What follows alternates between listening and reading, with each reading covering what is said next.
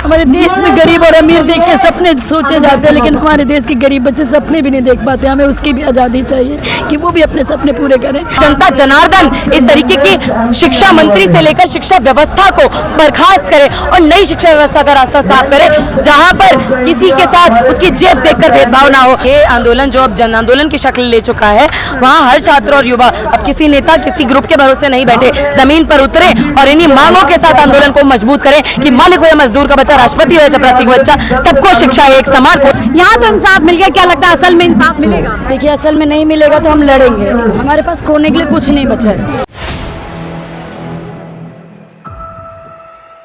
मेरे पीछे जो आप अदालत लगी देख रहे हैं, ये सुप्रीम कोर्ट नहीं, हाई कोर्ट नहीं, बल्कि न्याय का वो मंदिर है जो खुद छात्रों ने लगाया है। छात्र यहाँ पर मौजूद हैं और पीछे अदालत चल रही है, कॉकरोच अदालत। पीछे मार्च देख सकते हैं, जनता की अदालत, पीपल्स कोर्ट, जहाँ पर दलीलें पेश की जा रही है, गवाह पेश किया जा रहा है और फैसला भी सुनाया जाएगा।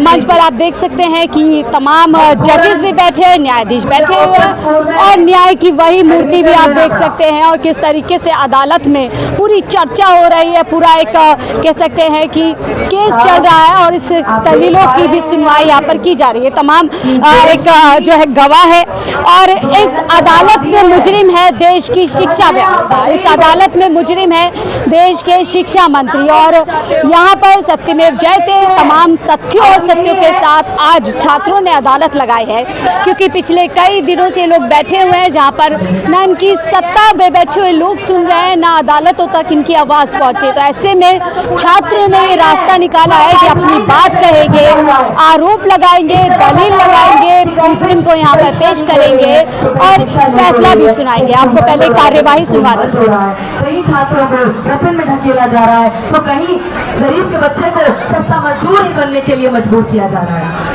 इसी के साथ जज साहब, मैं आपसे इजाजत लेना चाहूँगी। हमारे बीच में सफाई कर्मचारी कमल हाजिर हो।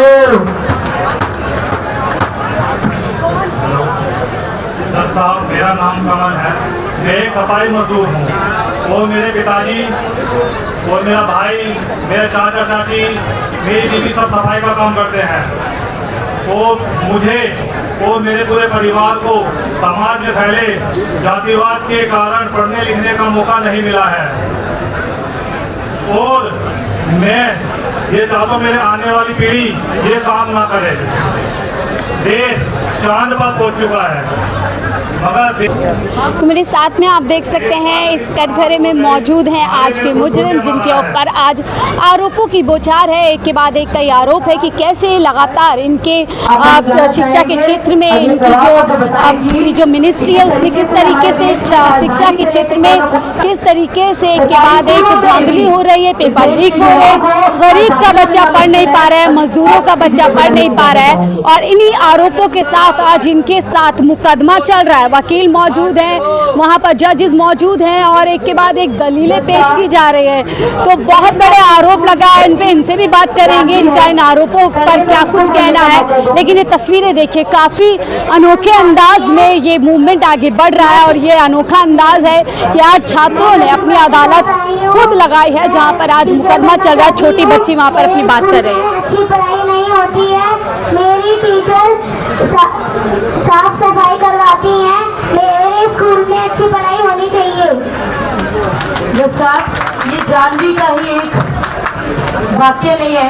हमारे सरकारी स्कूल में बहुत सारे बच्चों को दाखिला प्रक्रिया में कई समस्याओं का सामना करना पड़ता है। यहाँ पे बहुत सारी घरेलू कामगार आई हैं, अंजू नाम है, उनकी बेटी को तीन ठोकर खाना पड़ा, प्रिंसिपल के आगे बार बार हाथ जोड़ना पड़ा, उनकी फोटो बन गई थी, उनके पास दिल्ली का कागज नहीं था, उनके पास आधार कार्ड नहीं था, इसलिए उनकी बच्ची को दाखिला देने में कोर्ट तक के चक्कर लगाने पड़े। लेकिन उस सरकार से मैं सवाल करूंगी कि उस सरकार से भी दाखिला लेने के लिए एक मजदूर परिवार को इसके पति से उसको मार पड़ दिए, उसके बच्चे भी सपना देखना चाहते हैं, आगे बढ़ना चाहते हैं, मेरी भतीजी भी टीचर बनना चाहती है, लेकिन सरकारी स्कूल में सफाई कराई जाती है। उन बच्चों की भी बात आगे आनी चाहिए, उनके बारे में भी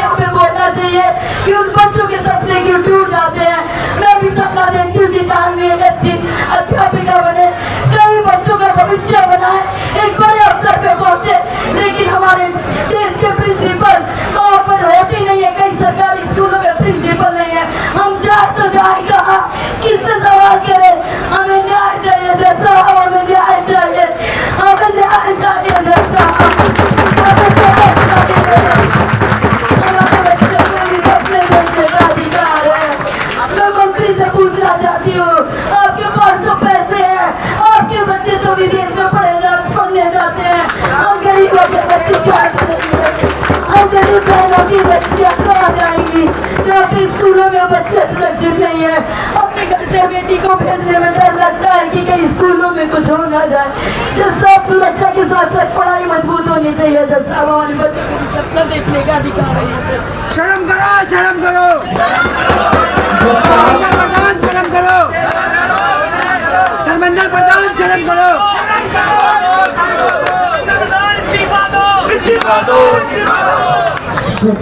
तो आप लोगों ने सुना किस तरीके से रो रो कर यहाँ पर दलीलें पेश की गई है कि किस तरीके से शिक्षा मंत्री धर्मेंद्र प्रधान के अध्यक्षता में, उनके नेतृत्व में शिक्षा का बंटाधार हो गया है। शिक्षा व्यवस्था पूरी तरीके से खराब हो गई है। दलीलें पेश की गई हैं और जज साहब से न्याय की मांग की गई है। यहाँ आप देख सकते हैं कि किस तरीके से जो एक तमाम देखिए बच्ची है, बच्ची भी भावुक हो गई है। वो टीचर बनना चाहती है पढ़ लिख करके। उनके साथ जो है भावुक हो करके नाम आपने आज दलीलें पेश की है। क्या लगता है इंसाफ मिलेगा आज आपको इस अदालत से? हमें विश्वास है कि हम लोग अपने आंदोलन से आगे बढ़ेंगे और हमें इंसाफ मिलेगा। गरीब बच्चों को भी अपने सपने पूरे करने का अधिकार है। हमारे देश में गरीब और अमीर देख के सपने सोचे जाते हैं, लेकिन हमारे देश के गरीब बच्चे सपने भी नहीं देख पाते। हमें उसकी भी आज़ादी चाहिए कि वो भी अपने सपने पूरे करें, ये भी सपना पूरा करें, अपनी अध्यापक बने, सबके भविष्य पूरा करें। तो हम चाहते हैं कि हमारी मांगे पूरी की जाए। शिक्षा व्यवस्था में समानता लाए। कोई अमीर का बच्चा पढ़ने किसी प्राइवेट स्कूल में जाता है, गरीब बच्चा सरकारी स्कूल में। इनके स्कूलों में सफाई कराई जाती है, तो कैसे भविष्य होगा? मैं वापस आती हूँ, लेकिन देखिए फैसला दिया जा रहा है आज इस अदालत में, सुनवाते हैं आपको। शिक्षा की बहाली के लिए जिम्मेदार शिक्षा मंत्री धर्मेंद्र प्रधान दोषी हैं। वो दोषी हैं, वो दोषी हैं उन सपनों के, उन जिंदगियों के जो इस बदहाल शिक्षा व्यवस्था से लड़ते हुए, जूझते हुए खत्म हो गए। वो दोषी हैं निजीकरण के, वो दोषी हैं शिक्षा को बेचने के। और ये अदालत उन्हें इस दोष के लिए अपराधी घोषित करती है। आज इस शिक्षा मंत्री से जनता की अदालत के माध्यम से यह निर्णय लिया जा रहा है और हम इस निर्णय तक पहुंच भी गए हैं कि किस तरह से इस शिक्षा मंत्री से पूरे देश के लोग जो न्याय पसंद है, जो शिक्षा चाहते हैं, वो त्रस्त हैं। बयानों से ये जाहिर हुआ कि केवल साधारण लोग नहीं, इनकी पार्टियों के लोग, संघ के लोग, विश्व परिषद के लोग सब दुखी हैं, पर वो बोलने को तैयार नहीं है। लेकिन इस जन अदालत के माध्यम से हम ये बताना चाहते हैं कि आज एक महाभारत चल रहा है। उस महाभारत में जब कौरव और पांडव के बीच युद्ध छिड़ा था, तो उस समय में युधिष्ठिर ने कौरवों से कहा था कि जो न्याय की तरफ आना चाहते हैं, जो सत्य की तरफ आना चाहते हैं, वो हमारी तरफ आ जाएं। और उसी तरह से आज ये जन अदालत घोषणा करती है उन लोगों के बीच कि जो न्याय पसंद है, जो चाहते हैं कि शिक्षा बेहतर हो, बदहाल ना रहे, जो सत्य के साथ है, वो इस आंदोलन से जुड़े, इस आंदोलन में साथ आए। नहीं तो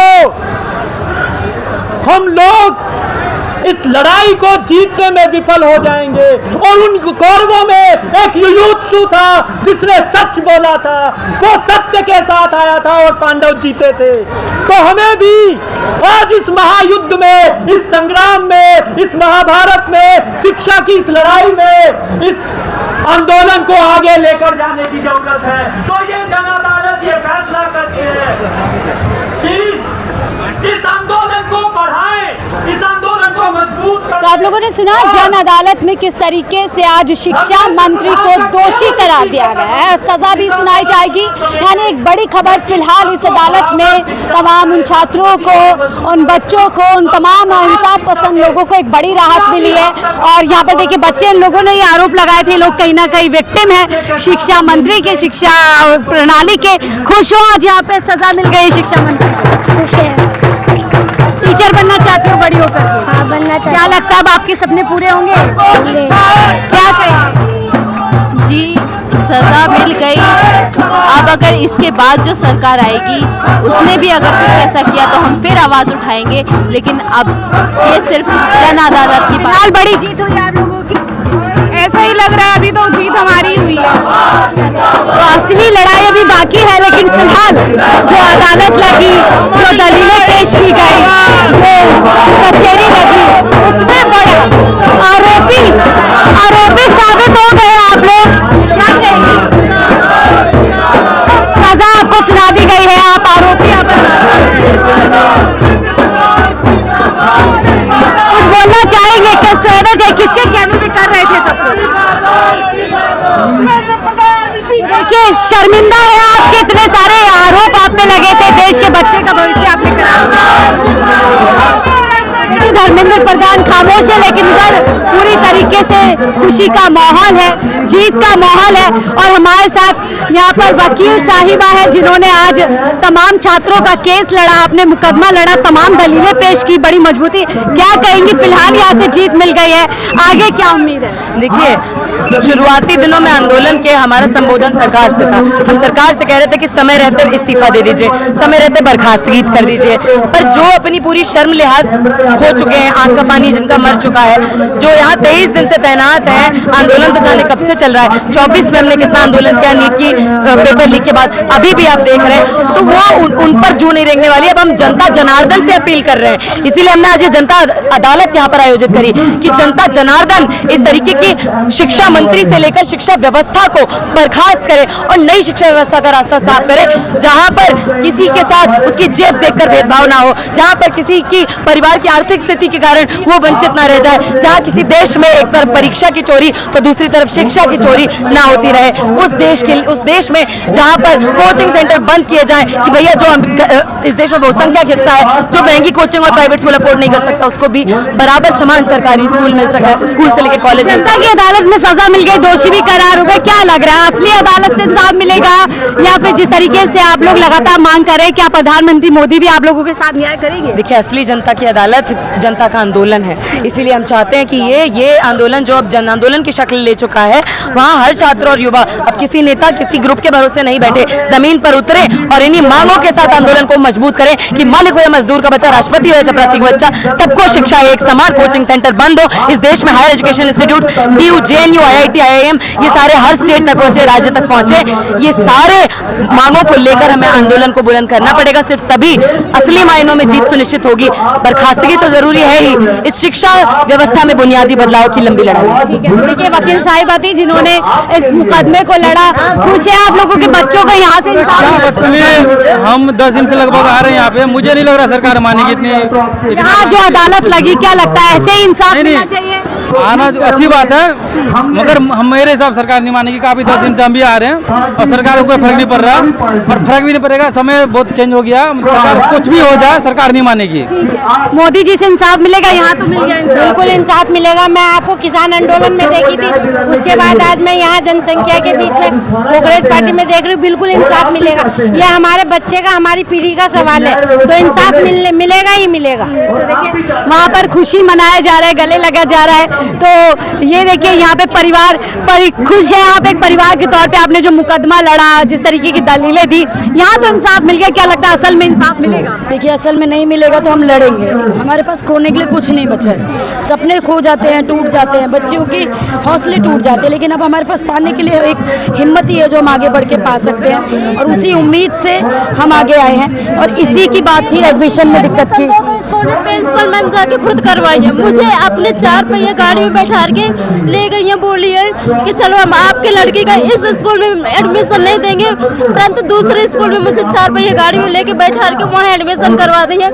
और हम लड़ाई लड़के ज्योति दीदी ने खूब कोशिश किया, तो मेरे बड़ा बेटा जहाँ पढ़ता वहीं पे हो गया एडमिशन। लड़ाई लड़ने के बाद लगता है बच्चों के सपने पूरे हो हाँ, नहीं मुझे नहीं लग रहा है, लेकिन जो MCD स्कूल में प्रिंसिपल मैम लेके गए थे एडमिशन के लिए, वहाँ से भी नाम नहीं कटा है। मेरे इस लड़के का 2 जगह एडमिशन हो रहा है। मैं MCD स्कूल में गई भी थी कि यहाँ से मेरा लड़के का नाम हटा दिया जाए, परंतु नहीं हटाया गया। यानी सरकार में मुश्किल हो रहा है बच्चों को पढ़ाना सरकारी स्कूल मुश्किल हो रहा है। ऐसे में जो केस लड़ा गया है, जो अदालत लगी, सही लगी है आपके सामने? जी, क्या आपको लगता है आगे मोदी जी की अदालत में भी कुछ इंसाफ मिलेगा आप लोगों को, वहाँ से सुनवाई होगी?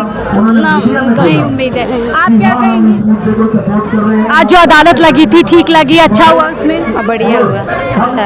देखिए तमाम लोग यहाँ पर जो है अदालत में बैठे थे, इन्होंने तमाम दलीलों को सुना, केस को सुना, छोटे छोटे बच्चों को यहाँ पर जो है एक गवाह के तौर पर जो है प्रेजेंट किया गया, दलीलें रखी गई। और ये तमाम वो अभिभावक है देखिए भावुक हो रहे हैं, जो मुश्किल हो गया है कि बच्चों को आज के समय में पढ़ाना। बोलो ना, मुझे नहीं आता। मुश्किल इतना तो पता होगा, मुश्किल हो गया कि नहीं हो गया बहुत, सरकारी बच्चों में भी नहीं पढ़ पा रहे? नहीं पढ़ पा रहे हैं। आप क्या कहेंगे? इंसाफ मिलेगा बच्चों को जो लोग पढ़ना चाहते हैं लेकिन नहीं पढ़ पा रहे हैं? नहीं पढ़ पा रहे हैं, नहीं पढ़ पा रहे। जो पढ़ना चाह रहे हैं बच्चों लोग पढ़ाई नहीं कर पा रहे हैं, ये उन्हें पढ़ाई नहीं कर पा रहे। आप क्या कहेंगे? मैम क्या कहना चाहेंगे? मुश्किल हो गया, हम प्राइवेट स्कूल में बच्चे को पढ़ा रहे हैं, सरकारी में नहीं जाते हमारे बच्चे। 3 बच्चे तीनों प्राइवेट से पढ़े हैं और बाकी मछली वाली लड़की सरकारी में पढ़ रही है, जिसको अब तक कुछ सही से आता भी नहीं, 6ठी कक्षा में वो कुछ भी नहीं आता उसको।